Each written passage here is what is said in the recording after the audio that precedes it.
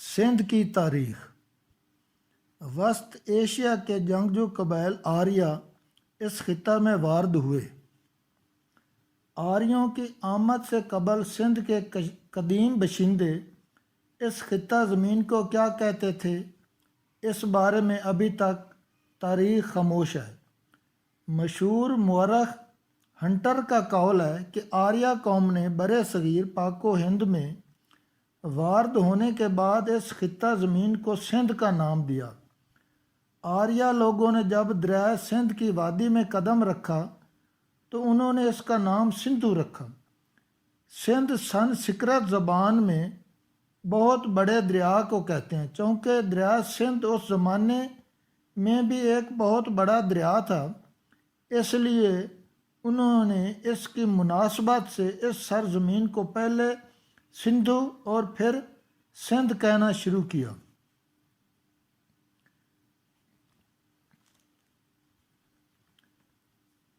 سندھ کی قدیم تاریخ پر تاریکی کا پردہ پڑا ہوا ہے۔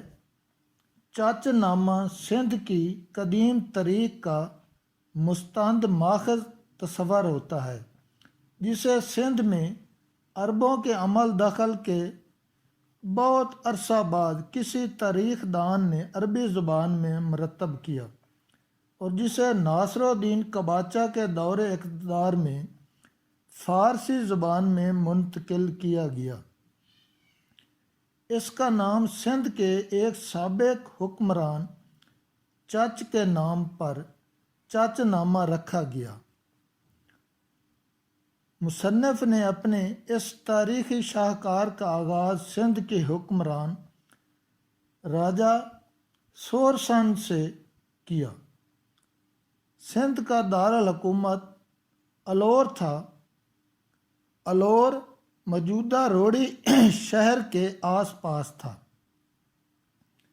راجہ سورسن سہودرا خاندان کا چشم و چراغ اور بدھ مت کا پیروکار تھا۔ وہ ایک طاقتور حکمران تھا۔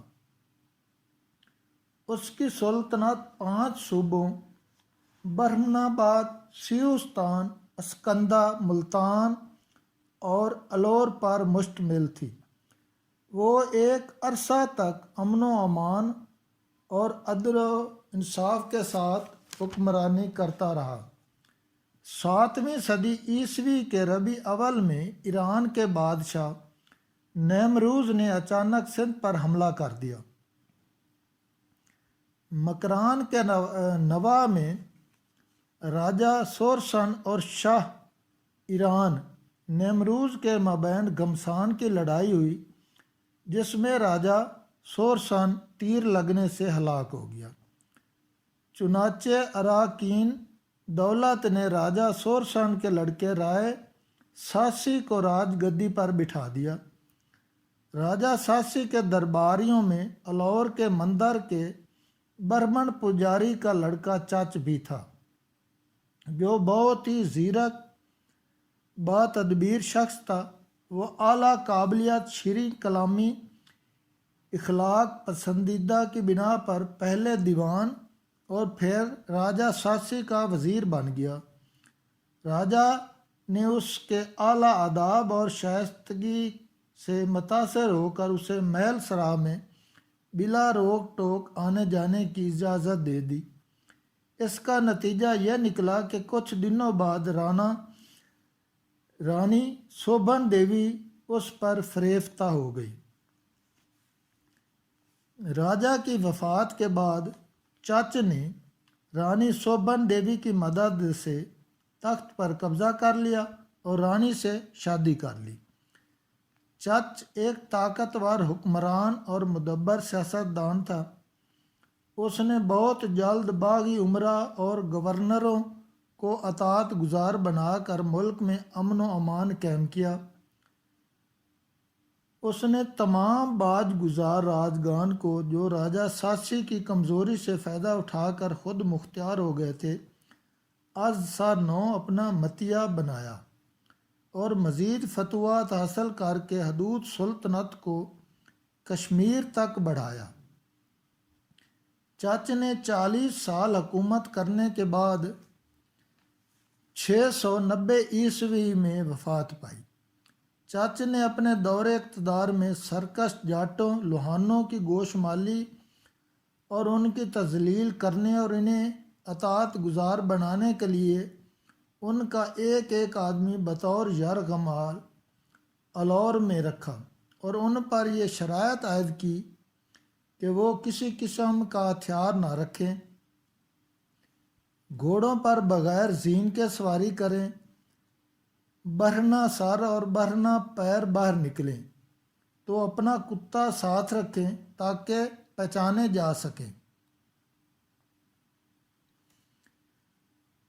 690 عیسوی میں چچ کی وفات کے بعد اس کا بھائی چندر تخت پر بیٹھا۔ یہ بدھ مت کا پیرو تھا اور اپنے وقت زیادہ تر عبادت اور برہمنوں کی صحبت میں گزارتا تھا۔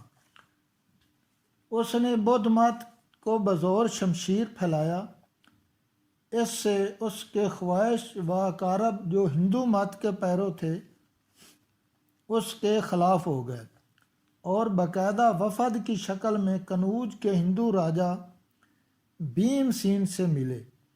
اسے سندھ پر حملہ آور ہونے پر اکسایا لیکن وہ کامیاب نہ ہوا اور ناکام و نامراد واپس چلا گیا۔ 697 عیسوی میں راجا چندر 7 سال حکومت کرنے کے بعد اس دنیا سے چل بچا۔ راجا چندر کی وفات کے بعد ملک میں طوائف الملوکی پھیل گئی۔ الور کے تخت پر چاچا کا چھوٹا لڑکا دہر بیٹھا اور برہنہ آباد میں چندر کا لڑکا راد سری رائے سلطنت ہوا۔ لیکن 1 سال بعد جب اس نے وفات پائی تو دہر کے بڑے بھائی دھر سنگھ نے برہمن آباد پر قبضہ کر لیا۔ راجا دہر نے بھی اس پر کوئی اعتراض نہ کیا۔ اس طرح سندھ کے 2 حصے ہو گئے، شمالی حصے پر دہر اور جنوبی حصے پر دھر سنگھ قابض ہو گیا۔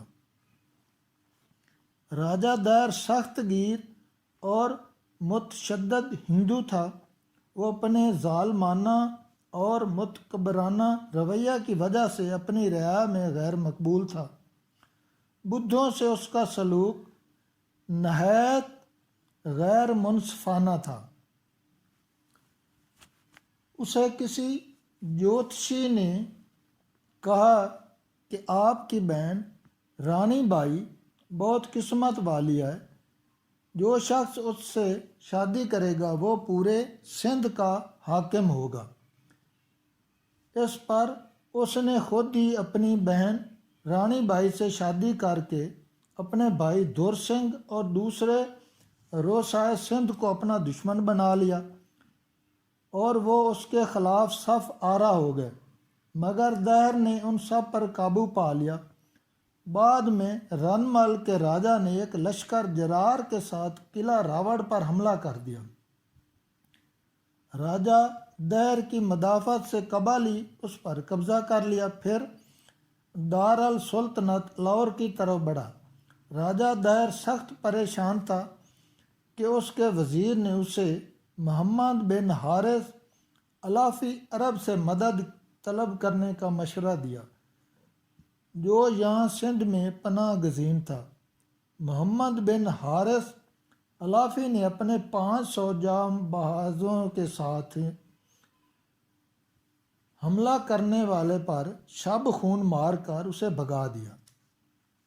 دہر نے الافی کو اس خدمت کا صلہ دینا چاہا تو اس نے کہا، میرا کوئی بیٹا نہیں جس سے دنیا میں میرا نام چلے۔ آپ یہ حکم دے دیں کہ آئندہ آپ کی سلطنت میں جو سکے مضروب ہوں ان پر ایک طرف میرا نام اور دوسری طرف آپ کا، تاکہ ہند و سندھ میں میرا نام ہمیشہ یادگار رہے۔ چنانچہ یہ حکم دے دیا گیا۔